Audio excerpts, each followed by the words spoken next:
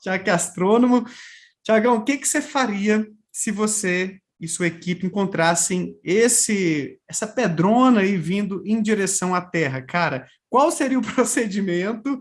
Era chegar e dar uma tuitada, é ir lá no presidente da República. Se você fosse no presidente da República, lá no Bolsonaro, né? O que que você acha que seria a reação dele? Ia aparecer com filme, não ia?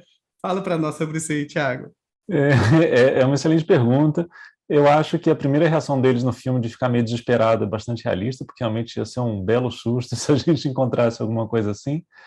É, a verdade é que a gente tem vários projetos que estão tentando acompanhar isso, e eu tive inclusive algumas discussões interessantes na internet sobre quanto tempo a gente teria na realidade. Justamente por ser um objeto tão grande, ele seria talvez um pouco mais visível, será que a gente conseguiria? 6 meses talvez seja um pouco apertado, acho que a gente conseguiria alguma coisa com mais tempo, principalmente por ser um cometa, uma coisa que vem de longe e aparece de repente.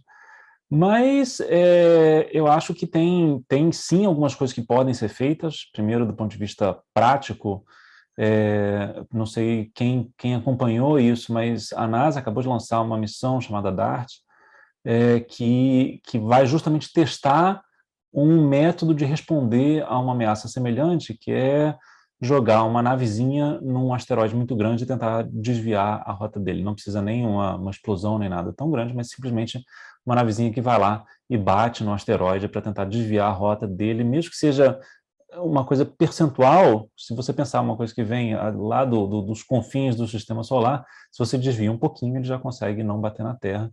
É provavelmente a saída mais factível que a gente vai ter numa situação dessas, e vamos ver se a missão da NASA funciona.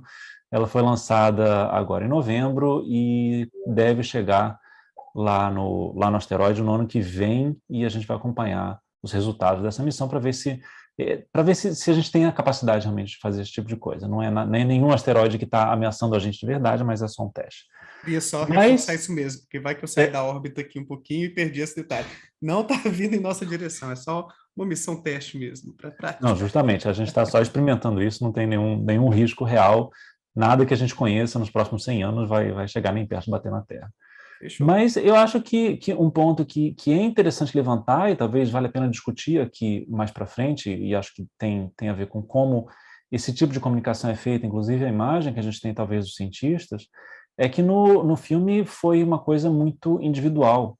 Então, no filme foram dois cientistas, como você falou, a Kate e o Dr. Mindy, que correram atrás desse resultado diretamente. Isso chegou diretamente na presidência, no governo, mas no mundo real, claro, isso é resultado de um trabalho comunitário. Então, às vezes pode ser uma equipe pequena que faz essa descoberta, mas essa descoberta rapidamente vai ser comunicada e vai ser debatida por um grupo muito grande de cientistas.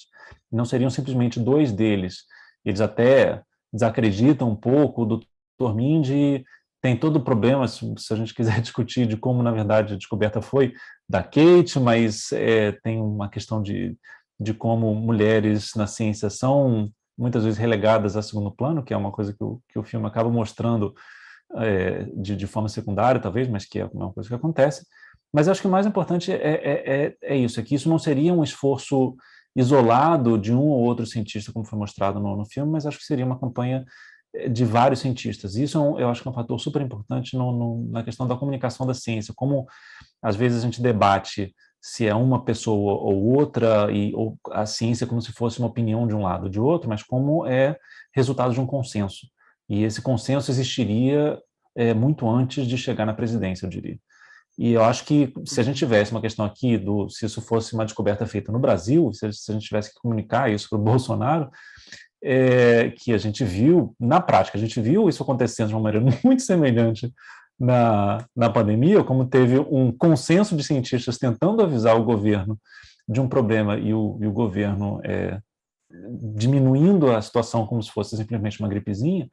Eu acho que é justamente esse ponto de como a gente às vezes enxerga essas questões científicas, e Hollywood mesmo mostra isso, mas existe um consenso, na verdade. Não são dois cientistas que foram falar com o Bolsonaro, ou não são dois cientistas que falariam com a presidenta dos Estados Unidos, mas é todo um grupo, é um consenso que já estaria formado rapidamente, porque são dados relativamente simples de processar, e essa comunicação como no caso da vacina, que às vezes você tem algumas vozes dissonantes por questões ideológicas, isso tem tudo a ver com o que a gente vai falar aqui, mas existe sim um consenso, e esse consenso se formaria rapidamente na questão do asteroide, da mesma maneira que esse consenso foi formado rapidamente sobre a questão da pandemia, sobre a questão de aquecimento global, e esse consenso é o que a gente tem que comunicar, e não como se fosse uma questão de opiniões divergentes de cientistas de um lado e de outro.